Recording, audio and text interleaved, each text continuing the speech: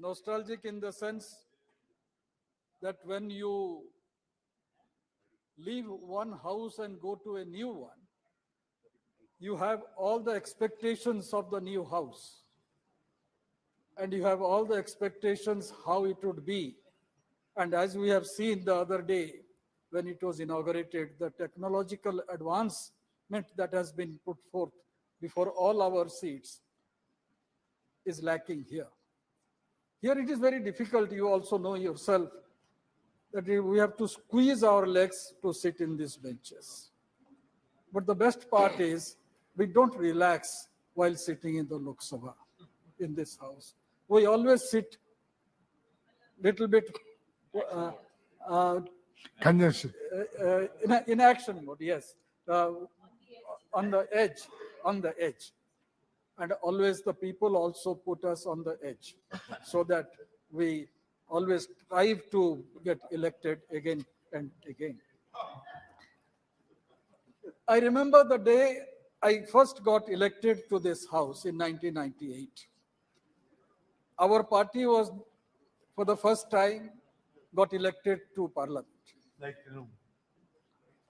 Yes.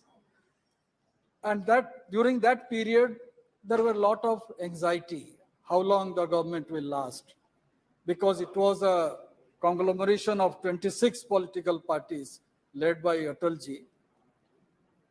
Anxiety was there. And while sitting in the central hall, normally when you have nothing to do or when you are anxious, you look upwards. And all of us, we were sitting in the bench where I still sit, in that last bench of Central Hall. And some of my friends always allow me to sit in that bench. We looked up. And in the inverted dome, we saw number of hexadomes. That time, one of my friend, my colleague had said, my intention is to be a member of this house at least for 2 terms. Then I asked him, 2 terms means 10 years. अगर 10 साल हो गया तो काफी है यहाँ member होने में, फिर हम अपने प्रोफेशन में निकल जाएंगे. That time I had yes, and that time I suggested, very foolishly of course, that let us count the hexagrams which are up there. Let us count it. And the day we get the correct answer, I'm yet to count it. The day we get the correct answer, counting it, think that that is the last term of yours in this house. And Mr. Shiv Kumar Udasi has already counted it. And he has been repeatedly telling us the eventuality. So I'm a short-sighted person. I'm very poor in arithmetic. I'm yet to complete the counting, and I still venture to count. yes.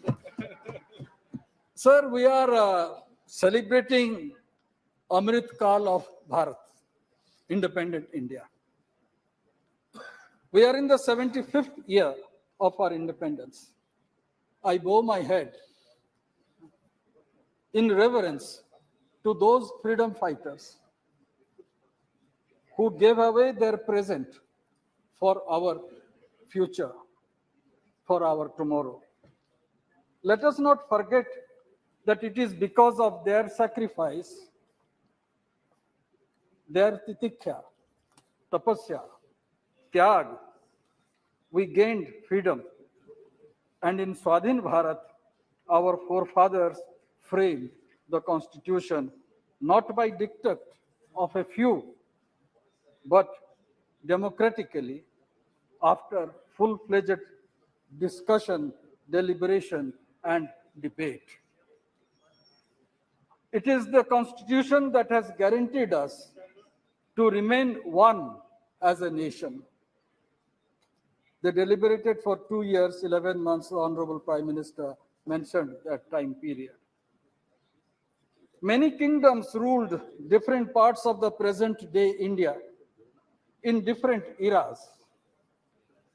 At no point of history, the borders of the present were borders of the past. This political map came into existence 75 years ago. A question may arise, is it language that keeps us together?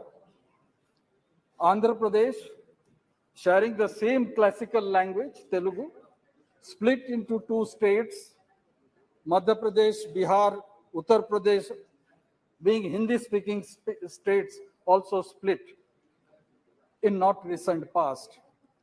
If language cannot unite even states and provinces, how can it be the basis of a nation? Are we united because of culture? Culturally, Bengalis and Bangladeshis share similar linguistic culture, icons, food, dress, but they have different majority religions and have fought bitter battles a few decades ago. Is it Hinduism that defines the unity of India? Then why is Nepal a different country? Had religion been the defining force of a nation, then all Muslim countries be one nation. All Christians countries also be in one nation, but that is also not the case. As we see, none of the factors like language, religion, or culture guarantee to remain one as a nation. The political landmass that we call Bharat or India as is because of our constitution. Article 1 defines our nation today. And that was framed in this edifice 75 years ago. We all believe in the Constitution.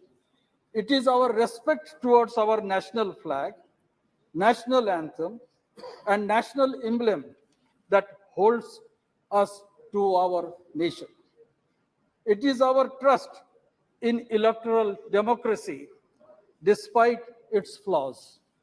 We all believe that all are equal before the law, irrespective of gender, race, religion, caste, language, or culture, and this keeps us together.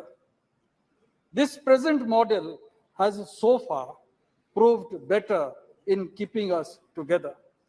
If we forget this, it will splinter into many parts, like how it was for most part of our history. Our republic is commemorating the 150th birth year of Sri Aurobindo, 90th death anniversary of Bipin Chandra Pal, and the 103rd birth anniversary of Bal Gangadhar Tilak. Long before, in 1905, these three intellectual giants laid the foundation of our freedom struggle with clarity on the power of Swaraj, nationalism, and Sanatan Dharma. It is the great resilience and tolerance of the Indian people that has contributed to the unity amidst fascinating diversity. It is the spirit of togetherness and tolerance and acceptance of other point of view that has bound us together, the people of Bharat, of diverse region and culture, while extreme individualism and separatism have marked the evolution of European nationalism. Admittedly, all was not well with the Indian civilization in its journey towards unity and integration of our nation. We should remember the painstaking effort that Sardar Patel had made in uniting this country. The princely states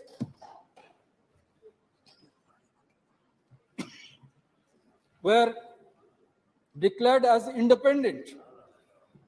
And there were certain states, major states, princely states of that era, who wanted to ally with Pakistan. If Karachi port access was to be provided, Jodhpur was supposed to ally with Pakistan. If Vizag port was supposed to be provided, then Hyderabad would have emerged as a bigger country, including the eastern state provinces within it.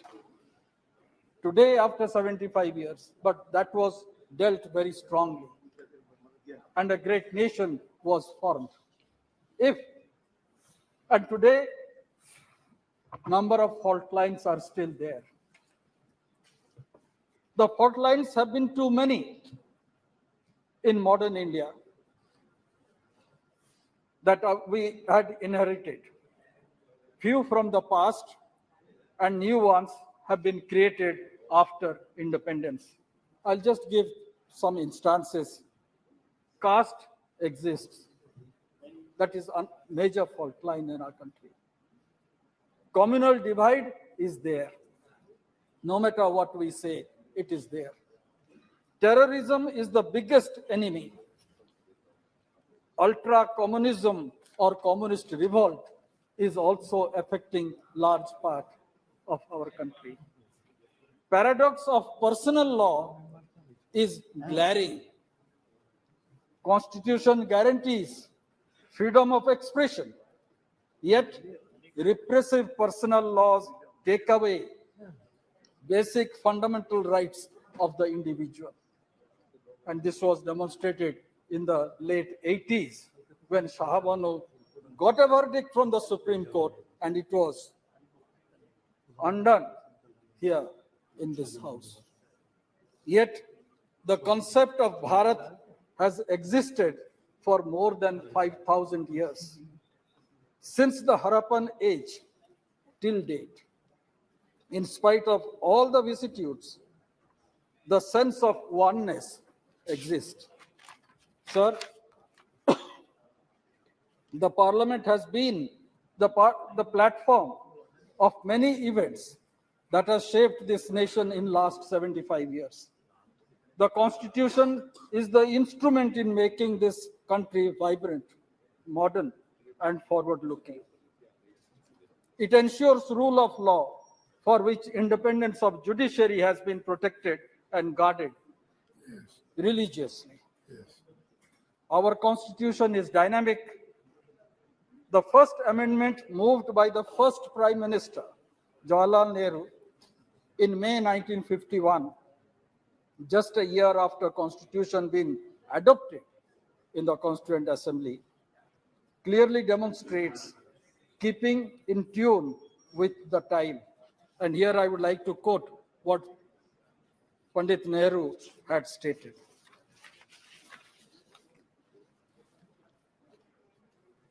Now we come to this house for amendments because we have noticed some lacuna. We have, of course, of various interpretations by the court. And he goes on explaining, this house knows very well that there are many kinds of constitution in the world. There is the constitution which is not written down, citing the United Kingdom's constitution. And also he has mentioned about the Constitution of United States. And there he says, we have a written constitution like the constitution of that great country, where the constitution to some extent limits the authority of the parliament or of the Congress. So bringing a semblance of both together, where rigidity will be little bit of flexible and one can move ahead. That's how the first amendment relating to Article 19, addition of 31A and 31B was incorporated so that the elected government can prepare specific programs for the development of the country. Sir, the basic structure is a moot point which I believe should be discussed when we are discussing about the 75 years of our independence. Supreme Court, I need, sir, a little bit of time. Rule of law means the parameters of decision making and discretion remains always circumscribed by the Constitution. We were witness to the revocation of Article 370 in this House. Uniform Civil Code is another relevant matter that needs to be fulfilled, as Constitution has stipulated. Lot of talk is being made about nation, one election. Various views are expressed. A committee has been formed. Let's wait for that, their recommendations. But I feel it's not something unachievable. I believe it is a necessity. We cannot have elections every year. And we should also remember what Gandhiji had said. He always said, India belongs to all who live in it. Feeling others' pain is the mark of a good individual. And the prarthana that is also sung in all Gandhian ashrams is Vaishnava Janato Tena Kahiye. पीड़ा जो दूसरे के पीड़ा जानते हैं वही वैष्णव ही होते हैं. And that is the essence of our republic, the mantra of our constitution. Sir, during my 25 years in this house, I've been completed silver jubilee, the important matter. I have seen stringent law being implemented like POTA in a joint session, and the division of this house relating to Indo-US nuclear treaty. I witnessed Atalji's government fall by one vote when Naitikata was given a goodbye. I had the fortune to represent our parliament in the making of the Right to Information Act. That was in 2005. I felt elated the other day when I received a small note from the then Prime Minister after criticizing him forcefully in this house relating to the nuclear agreement, and I was totally taken aback. And that demonstrated the true democratic temper of the then Prime Minister. We also saw GST being implemented in a midnight hour. India celebrated 25 years of independence, and the freedom fighters were presented with a copper plaque by the then Prime Minister, Mrs. Indira Gandhi. On 50th year of independence, when Mr. Sangma was sitting in the chair, Parliament held special session, which continued beyond midnight, as I don't know how long we'll be sitting here today, but that continued beyond midnight till 3 o'clock in the morning. On 75th year completion, not only a special session is being held, but a newly constructed magnificent Sansad Saudha has been built, and session will start from tomorrow. This Sansad Bhavan functioned since 1927. The central hall was the library and became the venue of the Constituent Assembly. The Supreme Court, when it came into existence, was functioning in the Rajya Sabha house. So these are certain instances which we remember, Yes. and which we also remember. I don't know what will happen once we move out to the new Saudha. How this will be utilized. Become a museum. I before concluding, sir, I will just mention one aspect.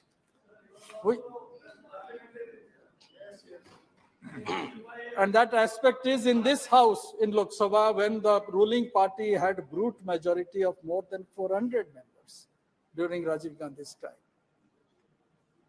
Constitution amendment was made and 10th schedule was added. For the first time in the constitution, party was mentioned. Earlier in the constitution, party within quote was never mentioned. It was all individual members. The rights of the individual was recognized. But after 10th schedule addition, party came Yes. into existence. Yes. And by that, all of us have lost our voice. Individual opinion does not, we cannot express it here. Though no matter how much we oppose certain aspects of a bill, when there is a whip, the terrorism of whip is very much is hanging over our head. That needs to be corrected. If not today, of course in future, I believe the people of India will correct it. Thank you. Because with rampant fractured mandate, that became a necessity. But I think it is necessary now that individual members should express themselves in this house. Unless you do that, the discussion, deliberations in the house becomes sterile. We know what Madam Supriya Sule is going to speak. We anticipate what Nishikant Dubey is going to speak. We all know. How? We also know Professor Sogat Rai view, what he is going to speak. Because every view today is because of the party. The party gives dictate that this is the view is to be expressed. I also follow that view. And I also follow another point. And that is, we have committed ourselves to the rules and regulations of the process of the parliament. We never jump to the well. BJD perhaps is the first party never jump to the well. And this has been recognized by the leader of the house, by the deputy leader of the house, and also by the chair. No. NCP also. And that's why I say there are certain customs and regulations which needs to be maintained for a proper functioning of the house. And the best part in our constitution that is enshrined is this, that yes, I should have that strength to act. I may not accept the other point of view, but should I quarrel with him? He has a different point of view. Let me accept it. And that is what Hinduism is all about. Yes. That is what Indianness is all about. We Please conclude. we always have Mehtab ji. different path. That is what Bharatiyata is about. Mehtab ji, That is please what conclude. Bharatiyata Yeah. is about. Your Honor. That's the reason why I would say Thank you. the other may have a different point of view. That is what Swami Vivekananda had said in Chicago speech. It's not that I tolerate another religion. I accept that point of view. That is what Swamiji had said. Yes. So let us have that point of view here. Let us hear others. And by hearing others, we can frame our own opinion and still hold to our own opinion. With these words, Thank you. Thank you, sir. Honorable Member Shri Rahul Shewari. धन्यवाद अध्यक्ष महोदय। आपने मुझे संविधान सभा से शुरू हुई 75 वर्षों की संसदीय यात्रा, उपलब्धियां, अनुभव, यादें और सीख